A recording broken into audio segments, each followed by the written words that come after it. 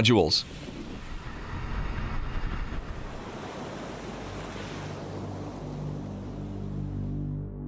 The ship can be reconfigured to perform different roles. Notably anti-submarine warfare, mine countermeasures, anti-surface warfare, and special warfare missions.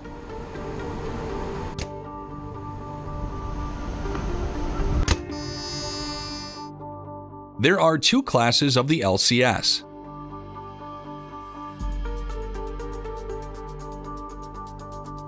The Freedom class and the Independent class.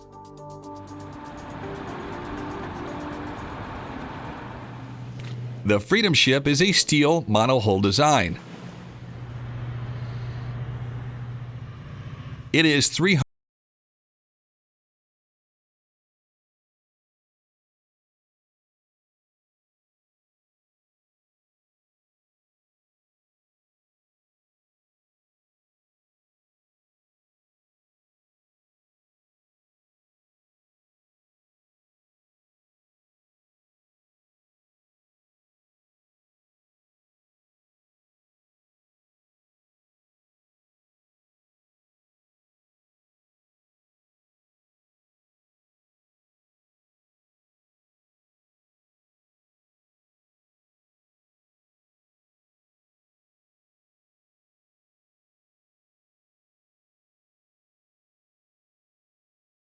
5 feet long,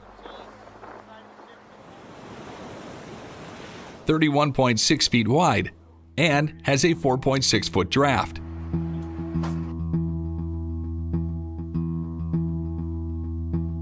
The warship has roughly 3,200 metric tons of full load displacement.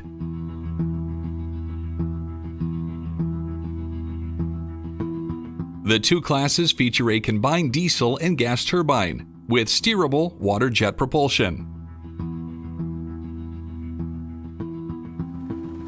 Generating massive speeds of 40 and 44 knots respectively.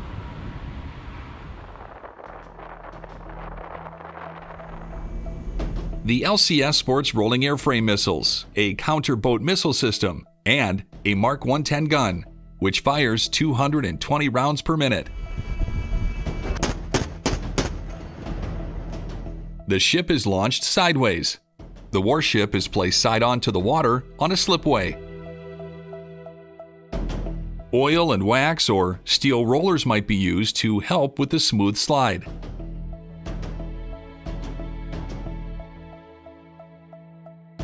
The slipway extends into the water, and the warship slides under its own power.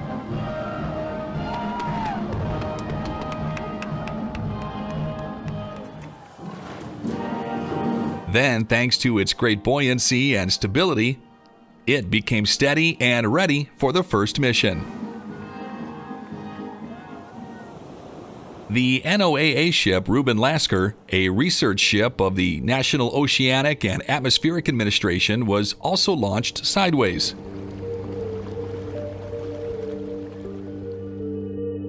The vessel was laid down at the Marinette Marine Corporation shipyard in Marinette, Wisconsin.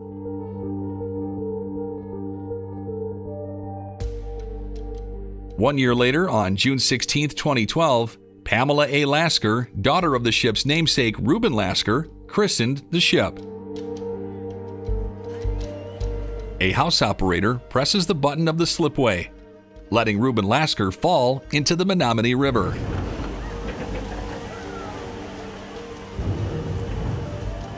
The ship's entrance into the water is regulated by solid drag chains.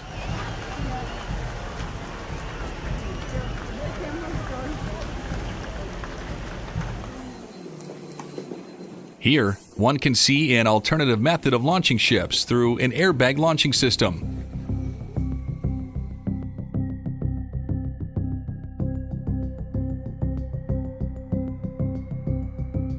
Emerged in 1981, this method uses marine airbags to propel ships into the water.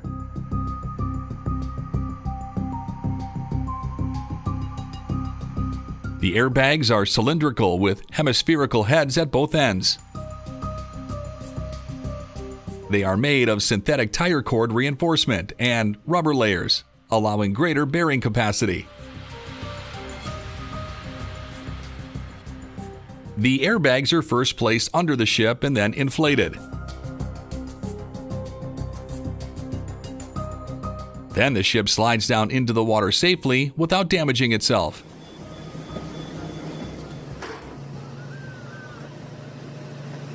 This innovative method is both cost-effective and environmentally friendly. However, it requires a large area.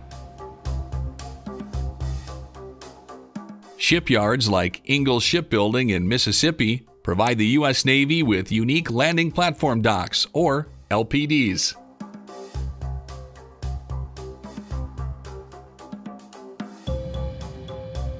A Navy assault vessel that embarks, transports, and lands elements of a landing force for various expeditionary warfare missions.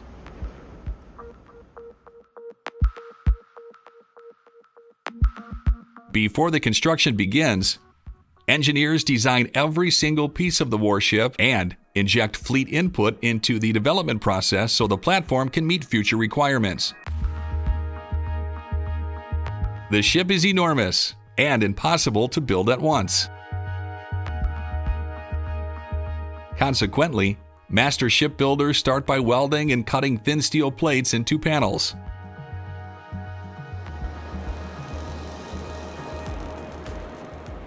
These panels are then twisted and shaped into blocks of the ship's skeleton. There are 210 units in each LPD. And the pieces are built utilizing modular construction techniques so the ship can fulfill various warfare missions.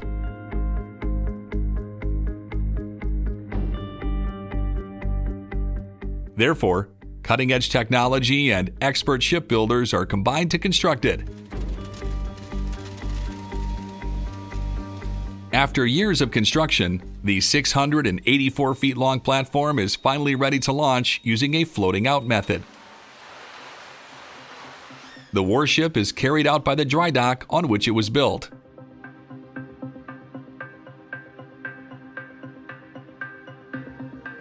Once the ship floats, powerful tugboats pull it out carefully from the dock and release it to sea. In addition to military vessels, the U.S. Navy is relying on other advanced watercraft. Notably submarines, to operate underwater. Submarines are made up of highly resistant materials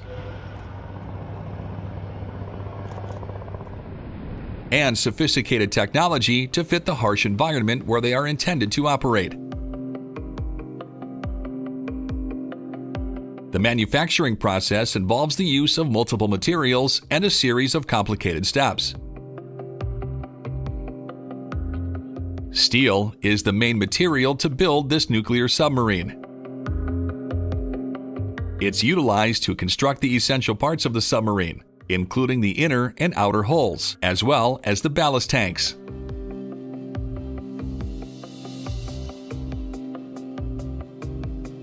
Copper, brass, aluminum, glass, and plastic are also used to create the ship's parts.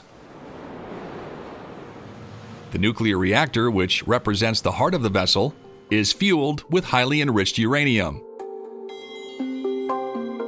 which provides unlimited endurance.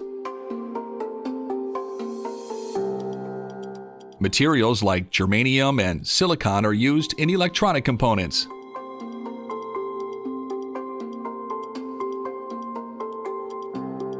In Sweden, submarine manufacturer Saab Kockums is producing a new class of air-independent propulsion submarines in one of its factories. The company's expertise is based on more than 100 years of experience. During which it has delivered 7 submarine classes across 3 continents. The company brings workers from different areas together in cross-functional teams to develop solutions for state-of-the-art vessels.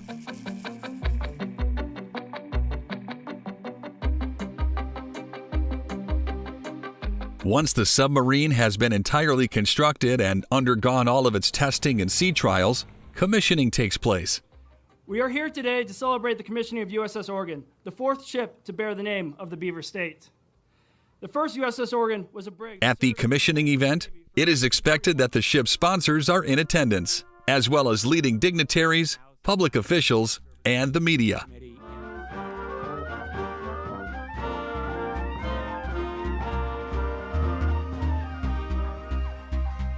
Submarines are usually launched using a floating out technique.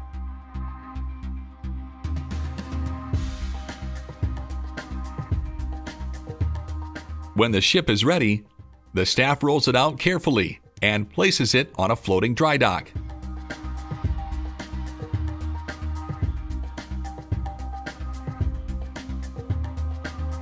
After all of the final checks are done, the staff opens up the valves to let water into the platform.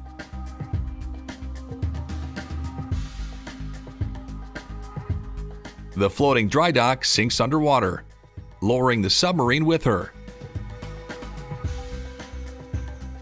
When the weapon sets at the appropriate level, it moves out from the platform where tugboats wait to maneuver it for a sea trial.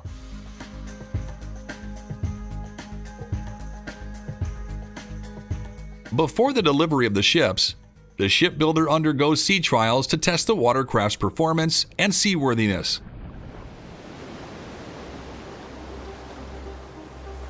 Here, the Virginia-class submarine Montana has just succeeded in its alpha trial. During this, the watercraft demonstrated its capabilities to fulfill its missions.